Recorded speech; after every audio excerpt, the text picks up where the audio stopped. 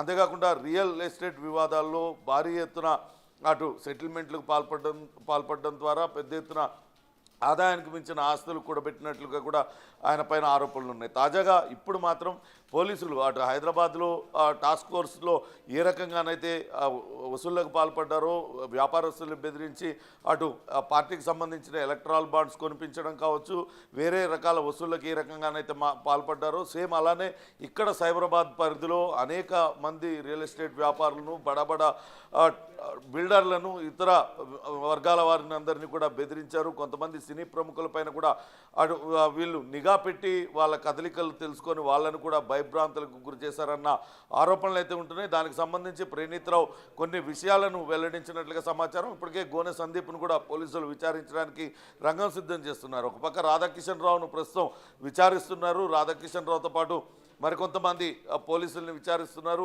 వారిలో గోనె సందీప్ను కూడా పిలిపించి విచారిస్తున్నట్లుగా సమాచారం అందుతుంది. చూడాలి ఈ కేసు ఎటువంటి మలుపులు తిరుగుతుంది. ఫోన్ ట్యాపింగ్ వ్యవహారంగా మొదలైంది, కానీ అక్రమ వసూళ్ల వరకు కూడా వచ్చింది. అటు ఎక్స్ట్రీమిస్టులను, సంఘ విద్రోహ శక్తులపైన నిఘా పెట్టాల్సిన వ్యవస్థను మొత్తాన్ని దారి మళ్లించారు. తద్వారా వ్యక్తిగతంగా పెద్ద ఎత్తున లబ్ధి పొందడానికి వీళ్ళందరూ కూడా అక్రమ మార్గాలను పట్టారనేది ప్రస్తుతం విచారణలో వెల్లడవుతుంది. దానికి సంబంధించిన విచారణ ప్రస్తుతం పోలీసులు అయితే చేస్తున్న పరిస్థితి. ఇంకా పూర్తి స్థాయిలో విచారణ రేపు ఇప్పటికే కస్టడీకి ఇచ్చిన నేపథ్యంలో రేపు తిరుపతన్న, భుజంగరావులను ఇద్దరిని అదుపులోకి తీసుకొని 5 రోజుల పాటు విచారించనున్నారు. వాళ్ళు విచారణలో ఇంకా ఎవరెవరు ఏ ఉన్నతాధికారుల పేర్లు విచారిస్తారో వేచి చూడాలి. అలానే ఈరోజు రాధాకిషన్ రావు చాలా కీలకమైన వ్యక్తిగా మొదటి నుంచి కూడా అనేక ఆరోపణలు ఎదుర్కొంటున్నారు. ఆయన రిటైర్ అయినప్పటికీ కూడా ఆయన ఓఎస్డీగా కొనసాగిస్తూ వచ్చారు. ఆయన ఏం విషయాలు వెల్లడిస్తారు, ఎవరెవరు పేర్లు వెల్లడిస్తారు, ఎవరి ఆదేశాలతో ఫోన్ ట్యాంపింగ్లకు పాల్పడ్డారు, లేకుంటే వ్యాపారస్తుల నుంచి వసూలు చేసిన సొమ్మునంతా కూడా ఎటు మళ్లించారు, ఈ వివరాలన్నీ కూడా అటు పోలీసులు విచారణలో వెల్లడించే అవకాశం ఉంది. మరోపక్క గోనె సందీప్ వ్యవహారం పైన కూడా పోలీసులు క్షుణ్ణంగా విచారణ జరుపుతున్నారు. ఆయన పాత్ర పైన కూడా పూర్తి ఆధారాలను సేకరించేందుకు ప్రయత్నాలు కొనసాగుతున్నాయి. రేణు, పవన్, ముఖ్యంగా గోనె సందీప్ విషయంలో కోట్లు వెనకేసుకున్నారు అనే ఆరోపణలు అయితే వెల్లువెత్తుతున్నాయి. ఇటువంటి సమయంలో ఎటువంటి చర్యలు ఉండే అవకాశం ఉంది?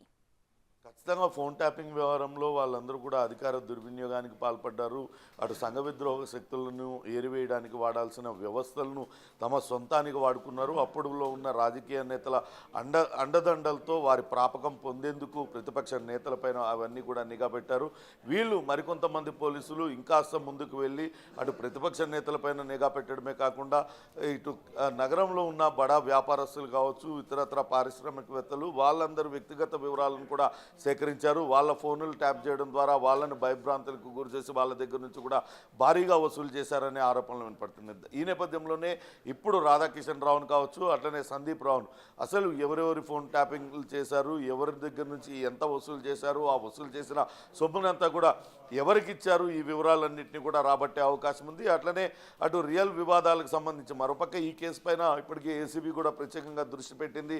ఈ కేసులో అధికారులు ఆదాయానికి మించి ఆస్తులు కూడబెట్టినట్లుగా కూడా వార్తలు వస్తున్న నేపథ్యంలో ఆ దిశగా కూడా విచారణ జరపడానికి రంగం సిద్ధం అవుతుంది.